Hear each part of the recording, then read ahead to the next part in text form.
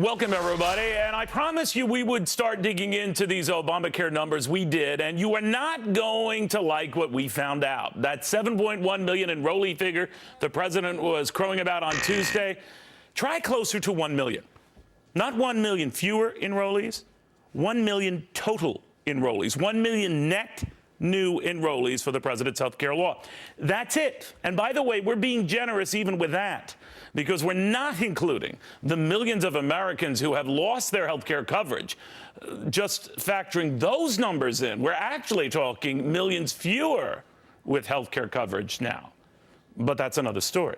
For now, let's focus on how we arrived at the numbers that bring us to tonight's lead story, because I have the guy who did a whole bunch of this crunching. First, to what he essentially crunched. Of that 7.1 million who supposedly signed up for Obamacare, two-thirds, 2 out of 3 of them, already had insurance. They were just switching over. That leaves the remaining 1/3, or about 2.4 million Americans, as net new enrollees, newly insured on the government exchanges. But even that 2.4 million figure might itself be misleading, since early indications are that fewer than half of them have already paid their premiums. They've signed up for coverage, but they have not paid for that coverage. It's sort of like going on Amazon.com and putting items in your cart, but not yet signing out and purchasing the items in that cart. That knocks the number of newly insured down to 1.2 million. That is 1.2 million net new paying enrollees in the government health care program, not the 7.1 million figure that the administration is touting. We should emphasize here the White House says our figures don't account for the 4 million plus Americans who they say have signed up for Medicaid coverage thanks to Obamacare, and the more than 3 million younger Americans now getting coverage through their parents' plans, again, thanks to Obamacare.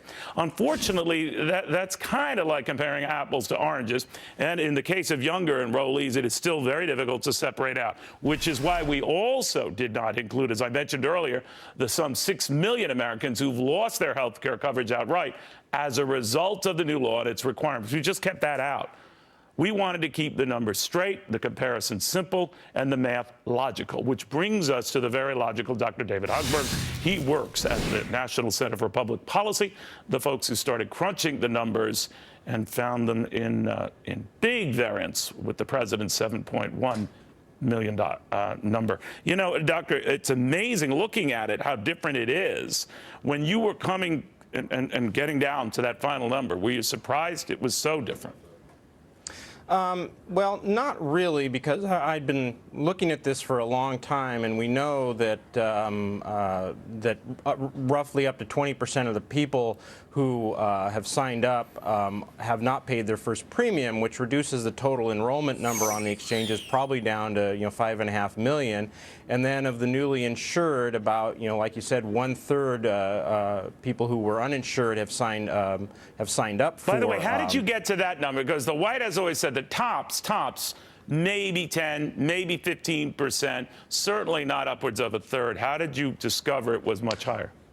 Well, basically, the RAND Corporation says that 1/3 of the people, in their latest survey, says about 1/3 of the people who have signed up for insurance on the exchange were previously uninsured, and that would be 2.4 million. But other research shows that those who were newly insured, only half of those, as you mentioned, have paid their premium, so you get down to 1.2 million. And the other thing to keep in mind, the other thing to keep in mind here is that the Congressional Budget Office said that the exchanges would reduce the number of uninsured by 6 to 7 million. The Obama administration went along with those numbers, so with a number of only 1.2 million newly insured, in that sense, the goals have not been met, and the Obamacare exchanges are something of a failure. Now, the mainstream media won't pick up on this, David. I mean, despite this, we tried to keep the math, and to your point, very clean comparison, apples to apples, did not get into all the millions of Americans who've lost insurance, or even addressed on the flip side the president arguing that many have moved on to Medicaid and whatever, so they really would count on that.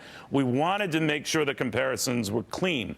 Now, the administration is going to argue, bottom line, that more people who were not insured are insured than were the case before.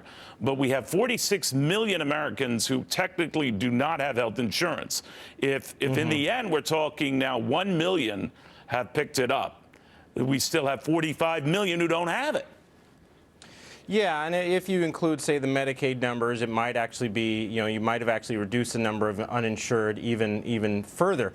But you have to ask kind of here at what cost? I mean, that's a relatively small number of the uninsured who now have coverage, and this has been a very costly law, from the taxes to the people who lost insurance last year to the people who have to pay much higher premiums on the exchange to people who can't find coverage that covers their doctors, on into what we're looking forward to, the employer mandate, which is going to have a big impact on the job market. Right now, I think the costs of this law far outweigh the benefits. But if you think, let's say you weren't concerned about nasty little details like costs, and you wanted to look at, was it worthwhile? If the whole idea of this was to insure everybody in this country, or most everybody, and in the end we'll still be left to, the best case scenario I've seen, David, is that we're going to have around 30 to 35 million Americans who are not insured. Then that was kind of the figure that was bandied about as they were cooking up this bill. And in the end, that's what we're left with, that many uninsured.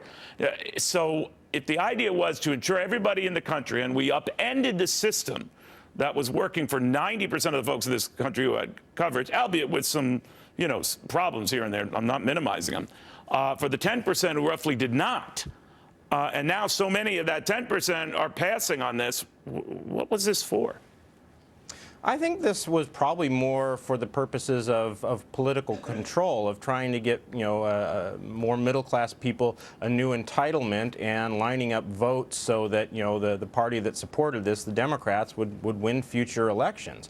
I think that was the ultimate purpose of this. But you're absolutely right. I mean, this is a very high price to pay for a very minimal reduction in insurance, or minimal reduction in the uninsured. And yeah, that 30 to 35 million number of people who will still remain uninsured is probably too low, given given how this first year has turned out. David, thank you very, very much. Fascinating study. Again, I urge you folks to go to our website, see how we've crunched this all down for you. In a country of 318 million people, 46 million uninsured, maybe you knock it down to 45 million.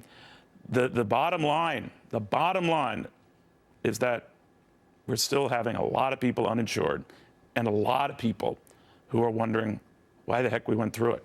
So is there an alternative to this, to any of this? To hear the president